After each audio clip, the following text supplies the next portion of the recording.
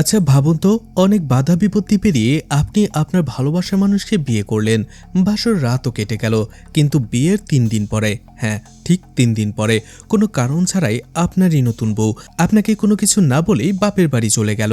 কিন্তু আপনি জানেনই না যে আপনার অপরাধটা কি, ভুলটা কি। তারপরও আপনি অনেক কষ্ট করে বুঝিয়ে সুঝিয়ে আবারও ফিরিয়ে আনলেন তাকে, কিন্তু পরের রাতেই সে আবারও গায়েব। কোনো ঝগড়া নেই, কোনো অশান্তি নেই, কিন্তু তারপরও হুট করে একটা মেয়ে এমন কেন করছে। পুরো গ্রাম জুড়ে যখন বিষয়টা জানাজানি হয়, গ্রামবাসীরা তখন একটাই কথা বলে, বেচারা প্রতাপ। গ্রামবাসীরা মনে করছিল বেচারা প্রতাপের নিশ্চয়ই শারীরিক সমস্যা রয়েছে, আর এই জন্য বউকে খুশি করতে পারছে না। নইলে একটা মেয়ে কেন চলে যাবে? ভালোবেসে বিয়ে করার পরেও গ্রামের মধ্যে ছিছি পড়ে যায়। এইসব দেখে প্রতাপের বাবার তো যায় যায় অবস্থা। তো শেষ পর্যন্ত মেয়েটি কেন গিয়েছিল, আর প্রতাপের শেষ পরিণতি বা কি হয়েছিল, সেটাই দেখানো হবে আজকের গল্পে। আজ এক্সপ্লেন করতে যাচ্ছি 2026 সালের একেবারে ইউনিক এবং দারুণ ড্রামা মুভি পাপ্পাম প্রতাপ, যে মুভির গল্প শুধু আপনাকে হাসাবেই না, শেষ পর্যন্ত একটা ইমোশনাল ধাক্কাও দেবে, আর ছোটখাটো টুইস্ট তো আছেই। তো আজ আমরা এই মুভির পেছনে থাকা আসল রহস্যটাই ডিকোড করব। তো চলুন শুরু করা যাক। মুভির শুরুটা হয় 1998 সালের। প্রতাপ আর বুজাম্মার বিয়ে দেখানো হয়। এরপরেই বুজাম্মা আর প্রতাপের ভালোবাসার জার্নিটা দেখানো হয়। ঘটনা চলে যায় 1990 সালে। আসলে ছোটবেলা থেকেই প্রতাপ বুজাম্মাকে ভালোবাসতো, কিন্তু কখনো সেটা বলতে পারেনি। স্কুলে একদিন প্রতাপ শুনতে পায় বুজাম্মা তার বান্ধবীকে বলছিল, তোমার চুলের ফিতাগুলো তো খুবই সুন্দর, আমার আসলে চুলে ফিতা পড়তে অনেক বেশি ভালো লাগে। আর এই কথা শুনে প্রতাপ অনেক বেশি খুশি হয়ে যায়, বাসায় চলে আসে আর বাবাকে বলে, বাবা আমার একটা কথা আছে। তার বাবা আসলে তার ছেলেকে নিয়ে সেখানে বসেই বাকি বন্ধুদের কাছে গর্ব করছিল যে তার ছেলেকে সে এটা বানাবে সেটা বানাবে। এদিকে প্রতাপ তখনই সেখানে আসে আর বলে, বাবা আমি বড় হয়ে বিজনেসম্যান হতে চাই। প্রতাপের বাবা বলে, বাহ সেটা তো ভালো কথা, কিন্তু কিসের বিজনেস করবে? তখনই প্রতাপ বলে, বাবা আমি চুলের ফিতার বিজনেস করব, লেস ফিতা। আর এটা শুনে প্রতাপের বাবা প্রচণ্ড রেগে যায়, বলে, আমি এখানে এটা ভেবে বসে আছি যে তোমাকে কালেক্টর বানাবো, আর তুমি এখানে চুলের ফিতার বিজনেস করবে? রেগে গিয়ে প্রতাপের বাবা ছেলেকে মারধর করে সেখান থেকে তাড়িয়ে দেয়। এরপরে যখন প্রতাপ টিনিস বয়সে চলে আসে, সে আবারও জানতে পারে বুজাম্মার আইসক্রিম খেতে অনেক বেশি পছন্দ। এই জন্য প্রতাপ আবারও তার বাবার কাছে আসে আর বলে, বাবা আমি আইসক্রিমের বিজনেস করব।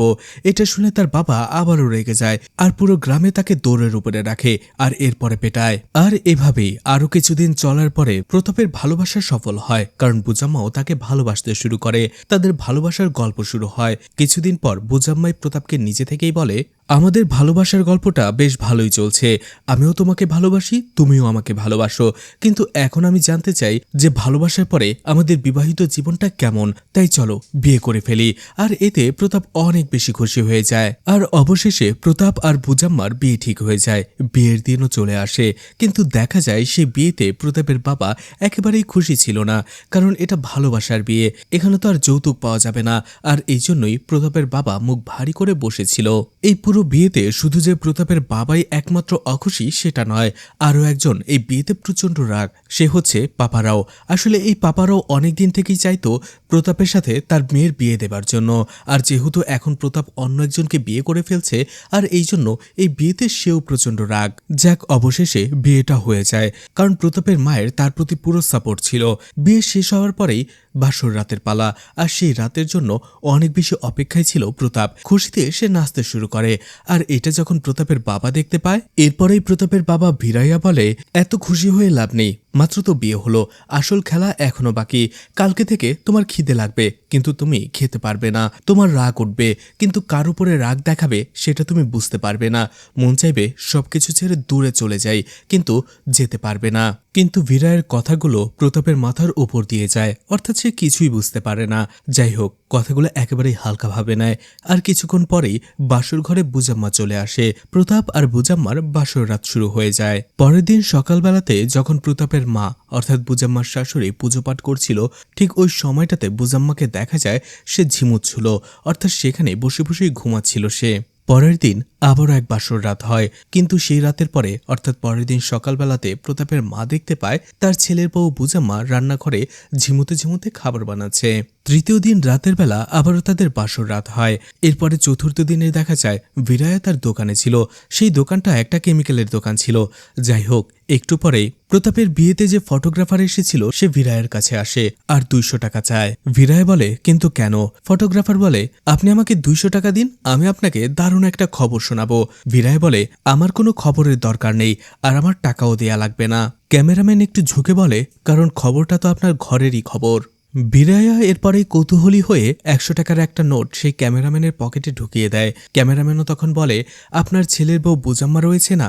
এরপরেই সে স্টপ হয়ে যায়, কারণ টাকা যেহেতু অর্ধেক, নিউজটাও তো অর্ধেকই হবে। এদিকে সেই পাপারাও পেছন থেকে এসে তাদের কথা শুনে ফেলেছিল আর এই জন্য হুড়মুড় করে ঢুকে সেই ক্যামেরাম্যানের পকেটে আরও 100 টাকা ঢুকিয়ে দেয়। তখনই ক্যামেরাম্যান বলে তোমার ছেলের বউ বুজাম্মা পঞ্চায়েত ডেকেছে। এটা শুনে বিরায় পুরোপুরি শকড হয়ে যায়, হঠাৎ করেই পঞ্চায়েত কেন? এদিকে দেখা যায় পঞ্চায়েতের সব লোক উপস্থিত ছিল। আসলে বুজাম্মা গ্রামের সবাইকে সেই পঞ্চায়েতে ডেকেছিল। বুজাম্মা সবাইকে সকাল 8টা বাজে আসতে বলেছিল আর এখন সকাল 10টায়, কিন্তু এখনও বুজাম্মা কাউকেই কিছু বলেনি সে কেন আসলে পঞ্চায়েতটা ডেকেছে। পঞ্চায়েত প্রধানরা বুজাম্মাকে বলতে থাকে আরে বুজাম্মা, গ্রামের সবাই চলে এসেছে, এবার তো বলো আমাদের এখানে কেন ডেকেছো? সকালবেলা উঠেই ওয়াশরুমে পর্যন্ত যায়নি, খাবার পর্যন্ত খাইনি, এখানে এসে বসে রয়েছি আর তুমি এখনো চুপচাপ বসেই রয়েছো। এদিকে প্রতাপও কৌতূহল নিয়ে সেখানে দাঁড়িয়েছিল, জানতে চাইছিল যে বুজাম্মা আসলে এই পঞ্চায়েতটা কেন ডেকেছে। কিছুক্ষণ পরে প্রতাপের বাবা এবং বুজাম্মার বাবা সেই পঞ্চায়েতে এসে উপস্থিত হয়। এরপরে অবশেষে বুজাম্মা মুখ খোলে আর সে পঞ্চায়েতের সবাইকে বলে আসলে রাতের বেলা প্রতাপ ঘুমানোর পরে খুবই অদ্ভুত কথাগুলো বিড়বিড় করে আর এগুলো শুনে বুজাম্মার প্রচন্ড ভয় লাগে। বুজাম্মার মুখ থেকে এমন কথা শুনে পঞ্চায়েত প্রধানরা বলে এটার এমন কি সমস্যা? অনেকেই তো ঘুমের মধ্যে নাকও ডাকে অনেক জোরে জোরে, তাই বলে কি পঞ্চায়েত ডাকতে হবে? তখনই পঞ্চায়েত প্রধানের মধ্যে একজন লোক প্রতাপকে একটু পাশে ডেকে নেয় আর বলে তোমার ছোট প্রতাপ কি ঠিকঠাক আছে? এটা শোনার পরে বিরায় প্রচন্ড রেগে যায় আর হুঙ্কার দিয়ে বলে তুমি এটা কি প্রশ্ন করলে? প্রতাপ আমার ছেলে, ওর কখনো এমনটা হতেই পারে না। আর তখনই সে তার রাগ উপড়ে ফেলে আর বলে এরকম অদ্ভুত এবং বাজে ফ্যামিলির সাথে আমার আসলে সম্পর্ক করাটাই ঠিক হয়নি। এদিকে এই কথা শুনে বুজাম্মার বাবা কি আর চুপ থাকবে? সেও প্রচন্ড রেগে যায় আর বলে আরে বিরাইয়া চুপ থাকো, আমার ফ্যামিলি নিয়ে একটা কথাও বলবে না। এক কথায় দুই কথায় দুজনের মধ্যে মারামারি লেগে যায়। পঞ্চায়েতের লোকেরা অবশেষে তাদের অনেক কষ্টে শান্ত করে। এরপরেই প্রতাপ বুজাম্মার কাছে আসে আর বলে আরে বুজাম্মা, এটা তুমি কি করে দিলে? তুমি আমাকে পার্সোনালি এসব কথা বলতে পারতে, এখানে পঞ্চায়েত কেন ডাকলে? বুজাম্মা বলে প্রথম বাসর রাতের পরে থেকেই আমি এই কথাটা তোমাকে বারবার বলার চেষ্টা করেছি, তুমি একটু মনে করে দেখো, একবারও কি আমার কথা শুনেছ? দেখা যায় প্রথম বাসর রাতের পরে থেকেই বুজাম্মা যখনই সময় পেত প্রতাপের কাছে আসতো আর বলতো আমার একটা কথা আছে। গতকাল রাতে তুমি ঠিক এতটুক বলার পরেই প্রতাপ তাকে থামিয়ে দিত, কারণ বাসর রাতের কথা সে শুনতে চাইতো না, লজ্জা পেত। বুজাম্মা আবারও বলতে চায়, প্রতাপ আবারও বলে ধুর পাগলি, রাতের কথা এখন না বললেই নয়, আমার খুবই লজ্জা লাগে। আর এভাবেই সে বারবার বুজাম্মাকে আটকে দিয়েছে।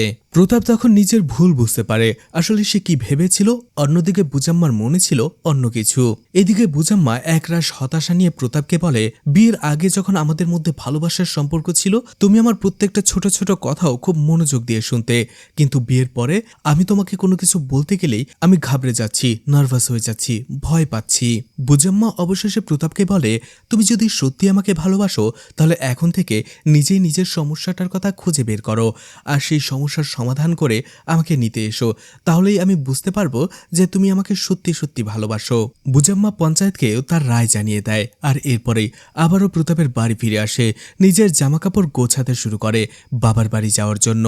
এদিকে দেখা যায় প্রতাপের মা বুজাম্মাকে বলছিল তোমার যদি রাতে এতই সমস্যা হয় তাহলে পাশের একটা রুম তো খালিই পড়ে আছে, তুমি সেখানে যেয়ে ঘুমাও। কিন্তু বুজাম্মা তাতেও রাজি হয় না, বলে এটা কোনো সমস্যার সমাধান হতে পারে না। সে চলে আসে। বুজাম্মা সেখান থেকে চলে আসার পরে ক্ষোভে ফেটে পড়ে ভিরাইয়া আর সে প্রতাপকে বলে তুই একটা নালায়েক, ভালোবেসে বিয়ে করেছিস আর এখন এসব কাহিনী করে পুরো গ্রামের মধ্যে আমার মান সম্মান সবকিছু শেষ করে দিচ্ছিস। এদিকে বুজাম্মা যখন নিজের বাড়িতে আসে তখন তার মাও তাকে একই কথা বলে, বিয়ের পরে মেয়েদের শ্বশুর বাড়িটাই হচ্ছে আসল বাড়ি, বাপের বাড়ি তার পর হয়ে যায়। বুজাম্মার উচিত সেখানেই মানিয়ে নেওয়া, কিন্তু বুজাম্মার কথা কেউ জানতে চায় না, তাই বুজাম্মাও কারো কথা না শুনে ভেতরে চলে যায়। আর দেখতে দেখতে পুরো গ্রামে ঝড়ের বেগে ছড়িয়ে পড়ে সেই খবর যে প্রতাপের বউ বিয়ের ঠিক 3 দিন পরেই তাকে ছেড়ে চলে গেছে। গ্রামবাসীরা বলাবলি করতে থাকে নিশ্চয়ই প্রতাপের মধ্যে সমস্যা রয়েছে, না হলে আর এমনি তো একটা মেয়ে ভালোবেসে বিয়ে করার পরে শ্বশুরবাড়ি থেকে চলে আসবে না? নিশ্চয়ই প্রতাপের ছোট বাবু কাজ করছে না, আর এই জন্যই এভাবে গ্রামবাসীরা ধীরে ধীরে প্রতাপের বাড়িতে যাওয়া আসা শুরু করে। প্রতাপের মা, প্রতাপের বাবা প্রতাপকে সান্ত্বনা নামে খোঁচা দিতে শুরু করে। এই সব কিছু প্রতাপ আর সহ্য করতে পারছিল না, আর করবেই কি করে? একটা ছেলে কখনোই এইসব বিষয়ে এভাবে মেনে নিতে পারে না। সে তার স্ত্রী বুজাম্মাকে কল করে আর কাঁদতে কাঁদতে বলে, প্লিজ তুমি ফিরে এসো, আমি আর এইসব কিছু নিতে পারছি না। বুজাম্মাও বলে, দেখো প্রতাপ, আমিও তোমাকে ভালোবাসি, আমিও তোমার কাছ থেকে বিয়ের পরে দূরে থাকতে চাই না, কিন্তু তুমি প্লিজ তোমার সমস্যাটা খুঁজে বের করো আর সেটার সমাধান করো, আর এরপরেই তুমি আমার কাছে ফিরে আসো। এদিকে এইসব ঘটনা দেখার পরে ভিরায়ের তো প্রেশার পুরো হাই। সে এইসব কিছু একেবারে মেনে নিতে পারছিল না। এজন্য ডক্টরের কাছে চলে আসে চেক আপ করার জন্য। ডক্টর চেক আপ করতে করতে একটা সময় আবারও সেই কথা তোলে আর বলে, আমি তোমাকে অন্যদের মতো খোঁচাবো না, বরং আমি তোমাকে সমস্যার একটা সমাধান দিচ্ছি। এক কাজ করো, তুমি তোমার ছেলেকে আবারও বিয়ে দাও। দ্বিতীয় বিয়ে দেবার পরে তোমার ছেলের বউ যদি না যায়, তাহলে গ্রামের মানুষ জেনে যাবে যে প্রবলেমটা আসলে বুজাম্মার মধ্যে ছিল, আর এতে করেই তোমার মান সম্মান আবারও ফিরে আসবে। কিন্তু ভিরায়ের কথা হচ্ছে, তার ছেলের কিছুদিন আগেই বিয়ে হয়েছে, আর এই অবস্থাতে তার ছেলের বউ চলে গেছে। এখন তার ছেলেকে মেয়েকে দেবে। তখন ডক্টর বলে, কেন, পাপারাও তো রয়েছে, সেই পাপারাও তো প্রতাপের সাথে তার মেয়েকে বিয়ে দেওয়ার জন্য এক পায়ে রাজি, তুমি তার সাথে কথা বলো। এদিকে পাপারাও ছিল আর এক চিজ, সে একটু প্লে বয় টাইপের। সে সবসময় নিজের ঝোপড়ির ভেতরে বসে লুকিয়ে লুকিয়ে অ্যাডাল্ট বই পড়তো আর বিভিন্ন উল্টোপাল্টা জিনিস কল্পনা করত। এরপরেই সেই ডক্টর ভিরাইয়াকে নিয়ে পাপারাওয়ের কাছে চলে আসে। এদিকে পাপারাও তো প্রচন্ড রেগেছিল ভিরায়ের ওপরে, আর এইদিকে ডক্টর আর ভিরা সেখানে যাওয়ার পরে তারা কেন সেখানে গিয়েছিল আসল কথাটাই বলে না, ঘুরিয়ে পেঁচিয়ে কথা বলতে শুরু করে। আর এভাবে এক কথায় দুই কথায় ভিরায়া আর পাপারাওয়ের মধ্যে ঝগড়া বেঁধে যায়। ঝগড়ার পরে ভিরায়া সেখান থেকে রেগে চলে আসে। এদিকে প্রতাপ ছিল দুঃখে, সে নিজের সমস্যা খুঁজে বের করবে কি। সে তার বন্ধু শ্যামকে নিয়ে সারাক্ষণ বুজাম্মার পিছু করত। তারা দুজনেই দেখতে পায় বুজাম্মা একটি স্কুলে এসেছিল, আসলে সেখানে একটা জব নেয়ার জন্য এসেছিল।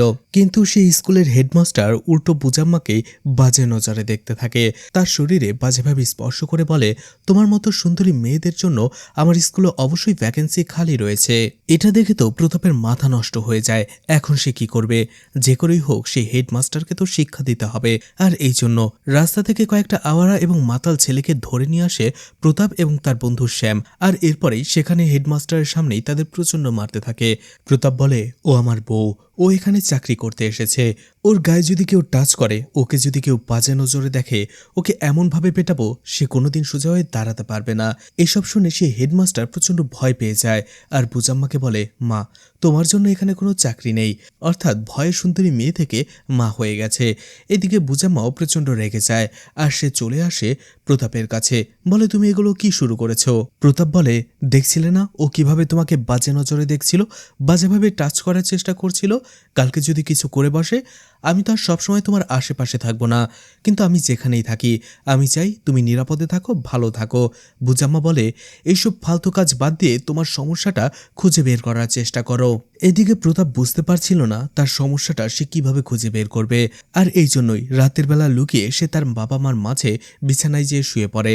ভিরায়া ঠেলা খেয়ে নিচেই পড়ে যায়। এদিকে পরের দিন পাপারাওকে দেখা যায় সে আবারও হলে আসে বাজে ছবি দেখার জন্য, কিন্তু সেখানে সে টিকিট পাচ্ছিল না। আর তখনই সেখানে ভিরায়া চলে আসে। পাপারাওকে দুটো টিকিট দেখায়, একটা তার জন্য, একটা ভিরায়ের নিজের জন্য। আর এরপরেই দুজনে একসাথে বসে ছবি দেখতে শুরু করে। ভিরায়ের উদ্দেশ্য ছিল পাপারাওকে পটানোর, কারণ এই পাপারাও ছাড়া প্রতাপের জন্য আর কেউ মেয়ে দেবে না। এই জন্য একটা সময় পাপারাওয়ের সাথে খাতির দিয়ে সে প্রতাপের সাথে তার মেয়ের বিয়ের কথা বলে। এছাড়া ভিরায়া এটাও বলে যে সেদিন তারা দুইজন পাপারাওর কাছে গিয়েছিল বিয়ের কথা বলতে, কিন্তু সেদিন অনাকাঙ্ক্ষিত এক ঘটনা ঘটে গেছে আর সেটার জন্য সরি। কিন্তু পাপারাও কোনোভাবেই প্রতাপের কাছে তার মেয়ে বিয়ে দেবে না। সে বলে প্রতাপের মধ্যে কি না কি সমস্যা রয়েছে, শেষে আমার মেয়ের জীবনটাই ধ্বংস হয়ে যাবে। কিন্তু ভিরায়া তাকে বোঝায় যে কমতিটা তার ছেলে প্রতাপ নয়, বরং বুজাম্মার মধ্যে রয়েছে। আর এই জন্যই সে নিজে থেকে তার ছেলেকে দোষ দিয়ে কেটে পড়েছে। আর অবশেষে ধীরে ধীরে ভিরায়ের কথা শুনতে শুনতে পাপারাও রাজি হয়ে যায়। এদিকে বুজাম্মার কাছে তার বান্ধবী আসে, সেও তাকে বোঝায় যে তোমার সমস্যাটা কি, তুমি এখানে এসে গেছো আর এতে করে কতগুলো মানুষ অশান্তির মধ্যে রয়েছে। আসলে প্রতাপের সমস্যা কি, তুমি তো কাউকে ঠিকমতো কিছু খুলেই বলছো না। অবশেষে বুজাম্মা বলতে শুরু করে। প্রথম বাসর রাত শেষে প্রতাপ আর বুজাম্মা দুজনেই শান্তি করে ঘুমাচ্ছিল, কিন্তু হঠাৎ করেই বুজাম্মার মাঝরাতে ঘুম ভেঙে যায় আর দেখতে পায় তার পাশে প্রতাপ নেই। সে একটু খোঁজাখুঁজি করতেই প্রতাপকে খুঁজে পায়, যে ঘুমের ভেতরেই হাঁটছিল আর অদ্ভুত উল্টোপাল্টা কি সব কথা বলছিল। এইরকম অদ্ভুত আচরণ দেখে বুজাম্মা ভয় পেয়ে সেখানে ভয়ে অজ্ঞানী হয়ে যায়। পরের দিন বাসর রাতের পরে একই রকম ঘটনা ঘটে। বুজাম্মা মাঝরাতে ওঠার পরেই দেখতে পায় প্রতাপ তার সামনে বসেই অদ্ভুত সব মন্ত্র পড়ছে। এটা দেখে সে আবারও ভয় পেয়ে যায়। আর এরপরে সে বুঝতে পারে দিনের বেলা প্রতাপ আসলে যেসব মুভি বা ভিডিও দেখে সেগুলোই রাতের বেলা ঘুমের মধ্যে সে রিক্রিয়েট করে। অন্যদিকে তৃতীয় রাতেও ঠিক একই ঘটনা ঘটে। বুজাম্মা তার বান্ধবীকে বলে, তিনটা রাত আমি একটুও ঘুমাতে পারিনি। প্রতাপ নিজেও জানে না তার সমস্যাটা কি। এই 3 দিনই আমি একেবারে অধৈর্য হয়ে পড়েছি। আমি 3 দিনই থাকতে পারছি না। তাহলে সারাটা জীবন এই সব কিছু মেনে নিয়ে আমি ওর সাথে কিভাবে থাকবো? এদিকে প্রতাপ সন্ধ্যাবেলায় তার বন্ধু শ্যামের সাথে মদ খাচ্ছিল আর বুজাম্মার জন্য অনেক কষ্ট পাচ্ছিল। রাতের বেলা সে তার বন্ধু শ্যামকে বলে, আজকে রাতে আমি তোমার সাথেই ঘুমাবো, তুমি দেখবে আমার কি সমস্যা। তারা দুজন একই সাথে ঘুমিয়ে যায়। সকালবেলা উঠে তারা চা খাবার জন্য চায়ের দোকানে আসে। আর সেখানে প্রতাপ জোরে জোরে শ্যামকে জিজ্ঞেস করতে থাকে, আমার মধ্যে কি কোনো সমস্যা রয়েছে? শ্যাম বলে, আরে না, তুমি তো একেবারেই স্বাভাবিক। এইগুলো শুনে চায়ের দোকানে থাকা বাকি লোকেরা অন্য বিষয় ভাবে। তারা ভাবতে থাকে প্রতাপের আসলে চরিত্রেই সমস্যা, সে মেয়ে নয়, ছেলেদের পছন্দ করে, অর্থাৎ সে গে। আর এই কথাটা পুরো গ্রামে আগুনের মতো ছড়িয়ে পড়ে। আর একদিন তো তাদের দুজনকে একই সাথে গ্রামবাসী ঘুমিয়ে থাকতে দেখে। আর এতে তারা আরো বেশি রেগে যায়। শ্যামের বাপ মা তাকে মারধর করে বাসায় নিয়ে যায় আর রাগারাগি করতে থাকে যে ভালোবাসার জন্য তুমি পুরো গ্রামে কোনো মেয়ে খুঁজে পেলে না, শেষ পর্যন্ত তোমার বন্ধুর সাথেই ঘুমিয়ে পড়লে, আর তাও আবার এমন একটা ছেলের সাথে যার বউ তাকে বিয়ের 3 দিন পরেই ছেড়ে চলে গেছে। শ্যাম তার বাবা মাকে বোঝায়, আরে বাবা, তোমরা যেটা ভাবছো সেটা নয়, আমি সত্যি একটা মেয়েকেই ভালোবাসি আর প্রতাপ তো শুধু আমার ভালো বন্ধু। শ্যাম তখন তার বাবা মাকে জানায় সে আসলে পাপারাওয়ের মেয়েকে ভালোবাসে আর সেই মেয়েটিও শ্যামকে ভালোবাসে। শ্যামের বাবা বলে, যে কোনো মেয়ে হলেই চলবে, কিন্তু মেয়ে হতে হবে। আমি খুব তাড়াতাড়ি ওর সাথে তোমার বিয়ে দিয়ে দেব। এইদিকে দেখা যায় পাপারাও চলে আসে ভিরায়ের কাছে আর বলে, আমি তোমাকে যে কথা দিয়েছিলাম সেটা আমি ভেঙে ফেললাম। আমি আমার মেয়েকে তোমার ছেলের কাছে দিতে পারবো না। তোমার ছেলে শেষ পর্যন্ত একটা ছেলের সাথে ঘুমায়। ছি! এটা শুনে ভিরায়ে তো অবাক হয়ে যায়।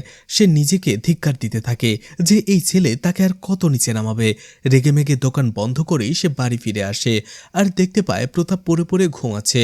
আর ঘুমের মধ্যেই সে হয়তোবা কল্পনা করছে যে সে কাউকে আদর করছে, সেরকমই অঙ্গভঙ্গি করছিল। এটা দেখে ভিরায়ে আরও রেগে যায় আর প্রতাপকে একটা লাথি মেরে বসে আর জিজ্ঞেস করে, ঘুম থেকে জাগানোর পরে সে জিজ্ঞেস করে এসব কি করছে প্রতাপ। প্রতাপ তখন তার বাবাকে বোঝানোর চেষ্টা করে যে তারা যেমনটা ভাবছে তেমন কিছুই হয়নি। ঠিক ওই সময়টাতে শ্যাম সেখানে চলে আসে আর সে প্রতাপকে বকাঝকা করে, তোমার জন্য আমার বাবা মা আমাকে ভুল বুঝছে। প্রতাপ তখন তার বাবাকে বলে, তুমি শ্যামকে জিজ্ঞেস করে দেখো, আমি তো ওর সাথেই কয়েকদিন ঘুমিয়েছি, আমি কি ঘুমের মধ্যে কিছু করেছি? শ্যামও বলে, না আঙ্কেল, ও তো কিছুই করেনি, ও চুপচাপ ঘুমিয়ে পড়েছে। প্রতাপ বলে, আমার যা প্রবলেম ছিল একেবারে ভালো হয়ে গেছে। আর এই জন্যই সে ঠিক করে এবার সে বুজাম্মার কাছে যাবে। চলে যায় বুজাম্মার কাছে। সেই বাড়িতে যাওয়ার পরেই দেখতে পায় বুজাম্মার বাবা মাকে। বুজাম্মার কথা জিজ্ঞেস করতেই বলে সে তার ঘরেই রয়েছে। এদিকে বুজাম্মা যখন বুঝতে পারে প্রতাপ এসেছে, সে ঘুমিয়ে থাকার অভিনয় করে। প্রতাপ বুজাম্মার কাছে আসে, বুজাম্মাকে বলে, আমার সব সমস্যা ঠিক হয়ে গেছে, প্লিজ তুমি আমার সাথে চলো, আমি এখন পুরোপুরি ঠিক হয়ে গেছি। তোমার বিশ্বাস না হলে শ্যামকে জিজ্ঞেস করতে পারো। অবশেষে প্রতাপের কথা বিশ্বাস করে প্রতাপের সাথে বুজাম্মা তার শ্বশুর বাড়িতে ফিরে আসে। বাড়িতে ফেরার পরেই তাদের মধ্যে রোমান্স হয়। পরের দিন সকালবেলাতেই দেখা যায় প্রতাপ একেবারে বুক ফুলিয়ে তার বেডরুম থেকে বের হয় আর দেখা যায় বেডরুমের সামনেই তার বাবা ভিড়ে চেয়ার নিয়ে বসেছিল। আর তখনই প্রতাপ দেখতে পায় আসলে আবারও বুজাম্মা চলে গেছে আর তার কাছে চিঠি লিখে গেছে। চিঠিতে বুজাম্মা লিখেছিল, আমি তোমাকে বিশ্বাস করে ফিরে এসেছিলাম, কিন্তু তুমি আমার বিশ্বাস ভেঙেছ। তুমি এখনও সুস্থ হওনি, শুধু আমাকে মিথ্যেই বলেছ। তুমি যদি সত্যি আমাকে ভালোবাসো তাহলে নিজে আগে সুস্থ হও। এদিকে দেখা যায় প্রতাপ আবারও বুজাম্মার কাছে ফিরে আসে। সে বুজাম্মাকে বোঝায় আর তার সাথে যেতে বলে, কিন্তু বুজাম্মা বলে না, সে যাবে না তার সাথে। আর তখনই প্রতাপ বলে, ঠিক আছে, তাহলে আমি তোমার সাথে এখানে থেকে যাব, আমি এখানেই ঘুমিয়ে পড়ব। বুজাম্মা বলে, সেটা হয় না। মেয়েদের জীবন আসলে সবসময় কম্প্রোমাইজের মধ্য দিয়েই চলে। বড় বড় বিষয়গুলো তো বাদই, ছোটখাটো বিষয়গুলোও নিয়ে মেয়েদের অনেক কম্প্রোমাইজ করতে হয় লাইফে। এমনকি আমরা যদি পাশের দোকানেও যেতে চাই তাহলেও আমাদের বাসায় থেকে পারমিশন নিতে হয়। আমি তোমাকে ভালোবেসেছিলাম, ভালোবেসে বিয়ে করেছিলাম, কারণটা হচ্ছে আমি ভেবেছিলাম তোমাকে ভালোবেসে বিয়ে করলে হয়তো আমার জীবনটা অন্য মেয়েদের থেকে একটু আলাদা হবে, আমার জীবনটা কমফোর্টেবল হবে। কিন্তু সেই জিনিসটাই তুমি আমার কাছ থেকে ছিনিয়ে নিয়েছো। আমি পঞ্চায়েতকে সবাইকে বলেছি যে তুমি ঘুমের মধ্যে বিড়বিড় করো, কথা বলো, প্রলাপ বকো, কিন্তু সেটা নয়, তুমি আসলে ঘুমের মধ্যে আমাকে মারো। আর এরপরেই বুজাম্মা প্রতাপের সামনেই তার জামা খুলে ফেলে এবং তার পুরো শরীর দেখায়। প্রতাপ দেখতে পায় বুজাম্মার পুরো শরীরে আঘাতের চিহ্ন। প্রতাপ হতবাক হয়ে যায় যে ঘুমের মধ্যে সে বুজাম্মাকে এইভাবে মেরেছে। প্রতাপ চুপচাপ সেখান থেকে বের হয়ে আসে আর মনে মনে ভাবতে থাকে এখানে বুজাম্মার কোনো দোষ নেই। প্রতাপ এতদিন ভাবছিল সে বুজাম্মাকে এতদিন সহ্য করেছে, উল্টো বুজাম্মাই তাকে সহ্য করেছে। এভাবে প্রতাপ বাড়ি ফিরে আসে। এদিকে দেখা যায় বুজাম্মার বাবা মা তাকে ইগনোর করতে থাকে। কয়েকদিন দেখার পরে বুজাম্মা তার বাবা মাকে একদিন বলেই বসে, এত কিছু না করে আমার মুখের উপরে সরাসরি বলে দাও আমি চলে যাব এখান থেকে। বলতো, বিয়ের পরে মেয়েরা কি এতই পর হয়ে যায়? কথাটা বলে বুজাম্মা কাঁদতে থাকে।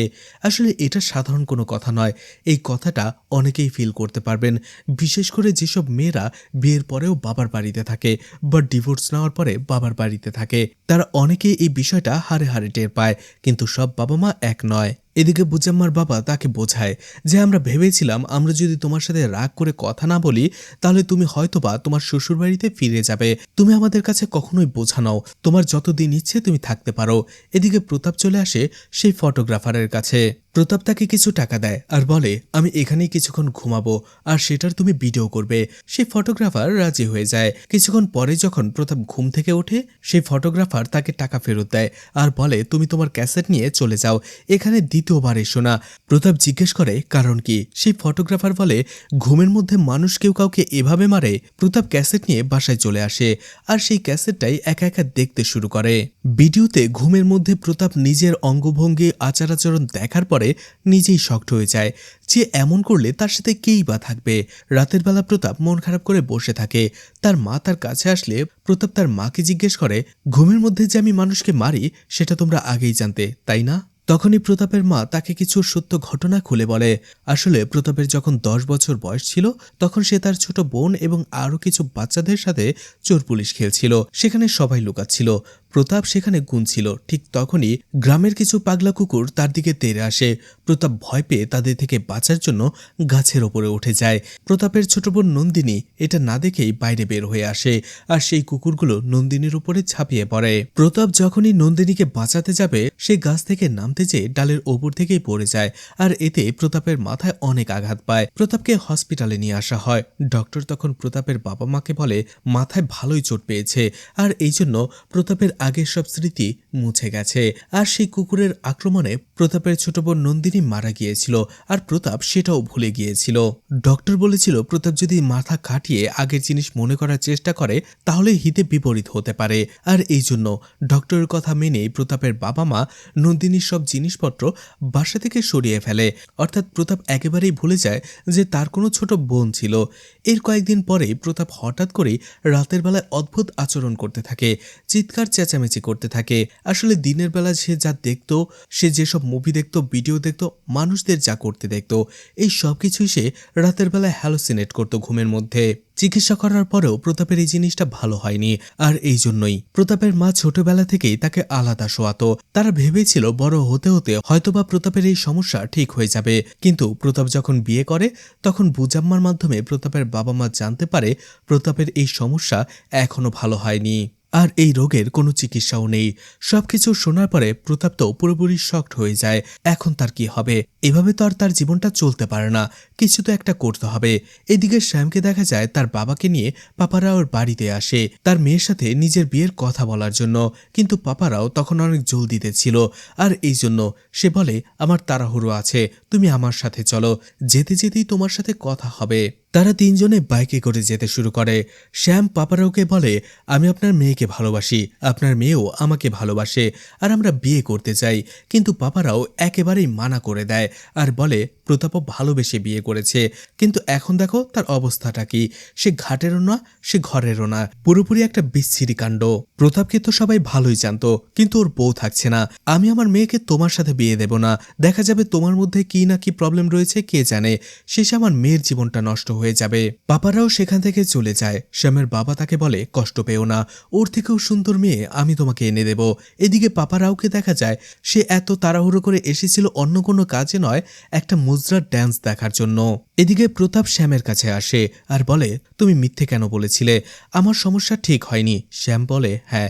এরপরে সে তার বডি দেখায়, বলে, তুমি ঘুমের মধ্যে আমাকে অনেক মেরেছিলে, কিন্তু এই কথাটা হুট করেই তুমি তোমার বাবা মায়ের সামনে আমাকে জিজ্ঞেস করে ফেলেছিলে, আর আমি তাদের মনে কষ্ট দিতে চাইনি, এই জন্যই আমি বলেছি তোমার কোনো সমস্যা নেই। তখনই তারা দুইজন ডক্টর সুব্রমণিয়ামের ব্যাপারে জানতে পারে। এই ডক্টর সুব্রমণিয়াম নামি দামি ডক্টর, বিদেশ থেকে এখানে এসেছে, আর সে একজন সাইকাটিস্ট। দেখা যায় ডক্টর সুব্রমণিয়ামের একটা সেমিনার হচ্ছিল, আর সেখানেই তারা দুই বন্ধু চলে আসে। ডক্টর সুব্রমণিয়াম সেখানে সাবকনসিয়াস মাইন্ডের ব্যাপারে বলছিল, আর সবাইকে সে যা বলছিল চোখের সামনে দেখানোর জন্য সেখানে একটি মেয়েকে মাথার মধ্যে হেলমেটের মতো কিছু একটা পরায় এবং সেটার মাধ্যমে সে তাকে হিপনোটাইজ করে, ঘুম পাড়িয়ে দেয়। আসলে তার লেকচারের মূল বিষয়টা ছিল, মানুষ যত ভালোভাবে ঘুমাবে তার সকল সমস্যা তত তাড়াতাড়ি ভালো হয়ে যাবে। আর ঠিক তখনই প্রতাপ সেখানে উঠে দাঁড়ায়। প্রতাপ ডক্টর সুব্রমণিয়ামকে বলে, আমরা কি করে বিশ্বাস করব? আপনি সত্যি বলছেন? এই মেয়েটা তো আপনার টিমেরও লোক হতে পারে, যে ইচ্ছে করেই আপনার সাথে অভিনয় করছে। আপনি চাইলে আমাদের মধ্যে কাউকে ঘুম পাড়িয়ে দেখান, আপনি চাইলে আমাকেও ব্যবহার করতে পারেন। সুব্রমণিয়াম চ্যালেঞ্জ হিসেবে সেখানে প্রতাপকে ডাকে, আর তাকেও ঠিক একই রকমভাবে হিপনোটাইজ করে ঘুম পাড়িয়ে দেয়। প্রতাপ ঘুমানোর পরে ডক্টর সুব্রমণিয়াম যখন সেখানে লেকচার দিচ্ছিল, ঠিক তখনই প্রতাপ ঘুমের মধ্যেই চলতে শুরু করে। সে ডক্টর সুব্রমণিয়ামের কাছে আসে আর তার হাত ধরে নাচতে শুরু করে। ডক্টর সুব্রমণিয়াম বিদেশে থাকা একজন ডক্টর, আর তার সাথে প্রতাপ মানুষের সামনে এমন উদ্ভট আচরণ করছিল। এতে ডক্টর সুব্রমণিয়াম প্রচণ্ড রেগে যায় আর তাকে চর মেরে বসে, আর সেই চর খেয়েই প্রতাপের ঘুম ভেঙে যায়। রাতের বেলায় দেখা যায় প্রতাপ চলে আসে ডক্টর সুব্রমণিয়ামের বাড়িতে, আর গেটের বাইরে থেকে চিৎকার করে ডক্টরকে ডাকে, বলে, সবার সামনে আমি আপনাকে বেজ্জতি করতে চাইনি, আসলে আমি আপনাকে আমাকে ঘুম পাড়াতে বলেছিলাম যাতে আমি আমার সমস্যার কথা আপনাকে দেখাতে পারি, বোঝাতে পারি। আমার কোনো ইন্টেনশনই ছিল না আপনাকে ওভাবে অপমান করার, প্লিজ আমার সমস্যার কথা শুনুন। সুব্রমণিয়াম কোনোভাবেই তার কথা শুনছিল না, কিন্তু দেখতে পায় প্রতাপ নাছোড়বান্দা, সেখান থেকে তার সমস্যার কথা না বলে যাবেই না। আর অবশেষে ডক্টর সুব্রমণিয়াম তার কথা শোনে। সবকিছু শোনার পরে সুব্রমণিয়ামের অনেক মায়া হয়, দয়া হয় প্রতাপের প্রতি, আর এই জন্য ঠিক করে সে তার চিকিৎসা করবে। প্রথমে প্রতাপকে মানসিক হাসপাতালে নিয়ে যায়। প্রতাপও কাউকে কিছুই জানায় না। আসলে ডক্টর সুব্রমণিয়াম খুব তাড়াতাড়ি বিদেশে ফেরত যাবে, তাই যাবার আগেই সে প্রতাপের চিকিৎসা করাতে চায়। এই জন্য প্রতাপকে সেখানে রেখে সে প্রতাপের সমস্যাগুলো প্রথমে স্টাডি করে, আর এরপরেই ধীরে ধীরেই প্রতাপের থেরাপি শুরু করে। ছোট ছোট এক্সারসাইজ করায়, ইয়োগা করায়, তাড়াতাড়ি ঘুম পাড়ানো, এই ধরনের আরও অনেক ছোটখাটো থেরাপি শুরু করে দেয়। এদিকে বুজামাও দেখা যায় দিন যতই যাচ্ছিল সে প্রতাপকে অনেক বেশি মিস করছিল। বেশ কয়েকদিন পরে ডক্টর সুব্রমণিয়াম প্রতাপকে খুশির খবর শোনায় যে তার অবস্থার দিন দিন উন্নতি হচ্ছে, আর এভাবে চলতে থাকলে তার সমস্যার সমাধান হয়ে যাবে। প্রতাপ অনেক বেশি খুশি হয়ে যায়। এদিকে ভিরায়া জানতে পারে তার ছেলে মানসিক হাসপাতালে। ভিরায়া প্রথমে রেগে যায়, প্রতাপকে বোঝায়। প্রতাপ না বুঝলে সে তাকে শান্ত করে আর বলে, তুমি এখান থেকে ফিরে আসো, বুজাম্মাকে তালাক দিয়ে দাও, আমি তোমার জন্য নতুন মেয়ে নিয়ে আসব। কিন্তু প্রতাপ তার কথা শোনে না, তার বাবার সাথেও আসে না। এতে প্রতাপের বাবা ভিরায়া প্রচণ্ড রেগে যায়।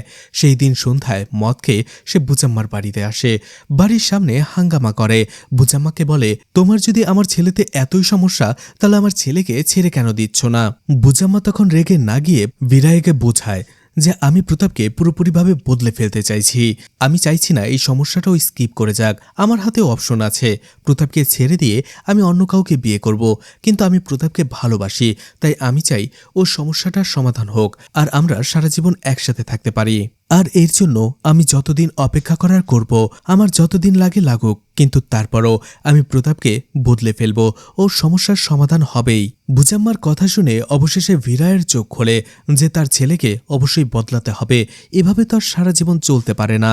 সে ফিরে আসে, কিন্তু বাড়িতে আসার পরেই ভিরায়ের শরীর অনেক বেশি খারাপ হয়ে যায়। খবর পেয়ে প্রতাপ তাকে দেখতে আসে। প্রতাপ নিজের বাবার এই অবস্থা দেখে ডক্টর সুব্রমণিয়ামকে কল করে আর তার ট্রিটমেন্টটাকে এখানেই বন্ধ করতে বলে কিছুদিনের জন্য।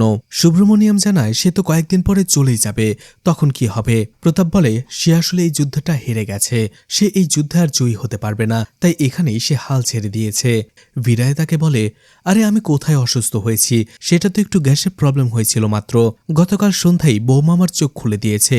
এখন তুমি আর আমি দুজনে মিলেই বৌমাকে আবার ওই বাড়িতে ফিরিয়ে আনবো।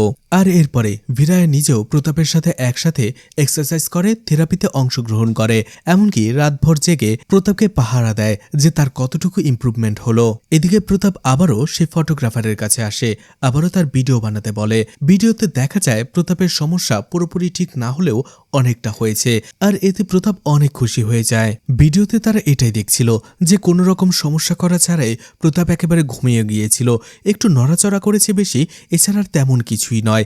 আর এই জন্যই প্রতাপ পরের দিনই গ্রামে পঞ্চায়েত ডাকে, আর সেখানে সবাইকে সে প্রমাণ দেখাতে শুরু করে। তার যেসব ভিডিও রেকর্ড করা হয়েছিল সেই সব ভিডিওগুলো সেখানে দেখাতে শুরু করে গ্রামবাসীকে। বেশ কয়েকটা ভিডিও দেখায়, আর দেখা যায় একেবারে শেষ ভিডিওতে প্রতাপ কোনো ঝামেলা ছাড়াই ঘুমিয়ে পড়েছে। কিন্তু তারপরও গ্রামবাসী কোনোভাবে প্রতাপের কথা বিশ্বাস করছিল না। গ্রামবাসীরা বলে, চোখে না দেখলে আমরা বিশ্বাস করব না, এখানেই তুমি ঘুমিয়ে পড়ো আর আমরা সেটা দেখব। প্রতাপও সেই চ্যালেঞ্জ গ্রহণ করে নেয়। ঠিক আছে, আমি আপনাদের সবার সামনেই ঘুমিয়ে পড়ব আর দেখাবো আমার মধ্যে কোনো প্রবলেম নেই, সমস্যা নেই। দেখা যায় পুরো গ্রামবাসী সেখানে জড়ো হয়ে যায়। সেখানে ছোটখাটো একটা মেলা বসে যায়। এদিকে প্রতাপ অনেকক্ষণ ধরে চেষ্টা করছিল ঘুমানোর জন্য, ছোটখাটো অনেক ট্রিক্স অ্যাপ্লাই করে, কিন্তু কোনোভাবেই সেই ভিড়ের মধ্যে তার ঘুম আসছিল না। দেখতে দেখতে সেখানে রাত হয়ে যায়, আর একটা সময় দেখা যায় সেখানেই গ্রামবাসী নিজেদের খাবার দাবার রান্না করে খেয়েও নেয়, কিন্তু তখনও প্রতাপ ঘুমায় না। আর এরপরেই প্রতাপ ঘুমানোর আগে পুরো গ্রামবাসী ঘুমিয়ে যায়। আর অবশেষে কিছুক্ষণ পরে প্রতাপও ঘুমিয়ে যায়, কিন্তু ঘুমের ভেতরেই সে হ্যালোসিনেট করতে থাকে। সে পুরো একটা যুদ্ধক্ষেত্র দেখতে পায়, আর সেই যুদ্ধক্ষেত্রের একমাত্র যোদ্ধা হচ্ছে প্রতাপ। আর সেখানে বিপরীত টিমে কোনো যোদ্ধা ছিল না, বরং কুকুর ছিল, অর্থাৎ গ্রামবাসীদের সে কুকুর হিসেবে হ্যালোসিনেশন করছিল। আর এখান থেকেই মজার সব ঘটনা শুরু হয়। প্রতাপ সেই গ্রামবাসীদের উপরে এমনভাবে হামলা করে তারা তো সবাই মরতে মরতে বেঁচে যায়। প্রতাপও সেখানে এমন সোলজার সেজেছিল যে লাঠি নিয়ে প্রত্যেকটা গ্রামবাসীকে তাড়া করে করে তাদের মেরেছিল, কাউকে ছাড়ে না। আর অবশেষে যুদ্ধ শেষ হওয়ার পরে প্রতাপের ঘুম ভাঙে। পঞ্চায়েতের বেশ কিছু লোক প্রতাপকে বলে, তোমার ভালো এটাতেই যে তুমি বুচাম্মাকে ছেড়ে দাও, আর সবসময় চেষ্টা করবে একা ঘুমাতে, কারোর সাথে ঘুমিও না। বেচারা মেয়েটা না জানি কত কষ্ট সহ্য করেছে। সব কথা শোনার পরে প্রতাপ আবারও ভেঙে পড়ে। সে বুঝতে পারে তাকে দিয়ে হবে না। এদিকে প্রতাপের এই পুরো ঘটনা যখন বুচাম্মা জানতে পারে তার অনেক কষ্ট হয়, প্রতাপের জন্য মায়া হয়। অন্যদিকে দেখা যায় প্রতাপ পরের দিন কোথাও যাচ্ছিল, ঠিক সময় মতো সেখানে বুচাম্মা চলে আসে। প্রতাপকে আলাদাভাবে ডেকে নিয়ে যেয়ে তার সাথে কথা বলে। বুচাম্মা বলে, আমি জানি তুমি আমাকে ভালোবাসো, আমিও তোমাকে ভালোবাসি, আর আমি এতদিন দেখতে পেয়েছি তুমি আমার জন্য অনেক কিছু সহ্য করেছ, কিন্তু আর তোমাকে কিছু সহ্য করতে হবে না। তুমি যেমন তেমনই থেকো, আর আমি তেমনভাবেই তোমার সাথে সারাটা জীবন কাটিয়ে দেব। এদিকে ভিরায়া তার বন্ধু শ্যামের কাছ থেকে জানতে পারে প্রতাপ আসলে শহরে যাচ্ছিল নিজের অপারেশন করার জন্য। সে আসলে চাইছিল যে করেই হোক প্রতাপের এই সমস্যাটার সমাধান করতে। আর সে জানতে পেরেছিল শহরে একজন ডক্টর রয়েছে যে এই সব রোগ ভালো করে। অপারেশনের মাধ্যমে প্রতাপও সেটাই করাতে চেয়েছিল। ভিরায়া প্রতাপকে ডেকে বলে, তুমি কি পাগল হয়েছ? এগুলো কি করতে যাচ্ছিলে? সবকিছু জানার পরে বুঝামাও অবাক হয়ে যায় আর বলে, এগুলো কেন করতে যাচ্ছ? প্রতাপ বলে, তুমিই তো বলেছ তোমার ভালোবাসা প্রমাণ দিতে হলে আমাকে বদলে ফেলতে হবে। নিজেকে বদলানোর আমি আর অন্য কোনো উপায় দেখতে পাইনি। তখনই বুজাম্মা প্রতাপকে জড়িয়ে ধরে, আর সে ঠিক করে প্রতাপের সাথেই সারাটা জীবন কাটিয়ে দেবে। দেখা যায় রাতের বেলায় প্রতাপ খাটে শুয়েছিল আর বুজাম্মা ঘরে আসে। দেখা যায় বুজাম্মা পুরো ক্রিকেটের সব সেট কিনে নিয়ে এসেছিল। হেলমেট, প্যাড সবকিছু পরেই সে প্রতাপের সাথে ঘুমানোর জন্য আসে। আর এই হ্যাপি এন্ডিং এর সাথেই মুভিটা শেষ হয়ে যায়। আসলে মানুষের জীবন একেবারেই বিচিত্র। কার জীবনে কখন কোন বিপদ আসবে কেউ বলতে পারে না। বিপদের সময় পাশে দাঁড়ানোটাই হচ্ছে লাইফ পার্টনারের ভালোবাসার পরিচয়। আর সেটা শেষ পর্যন্ত বুজাম্মা করতে পেরেছিল। এদিকে ভালোবাসার মানুষকে আগলে রেখে সবকিছু করতে পারার নামই হচ্ছে ভালোবাসা, যেটা প্রতাপ করেছিল। সমাজের মানুষ কে কি করবে, কে কি বলবে সেটা না ভেবে নিজের ভালোবাসার মানুষকে ফিরিয়ে আনার জন্য প্রতাপ সবকিছু করেছিল। আর এটাই প্রতাপ আমাদের শিখিয়ে দিয়েছিল। তো এরকম ভিন্ন টাইপের একটি মুভি আপনাদের কাছে কেমন লেগেছে কমেন্ট করে জানাতে পারেন। আর মুভিটা ভালো লাগলে লাইক, কমেন্ট, শেয়ার করে পাশে থাকতে পারেন। তো আজকের মতো বিদায় নিচ্ছি। আবারও দেখা হবে নতুন কোনো মুভি বা ওয়েব সিরিজ নিয়ে। ততক্ষণ পর্যন্ত ভালো আর সুস্থ থাকবেন সবাই। আজকের মতো বিদায় নিচ্ছি। আল্লাহ হাফেজ।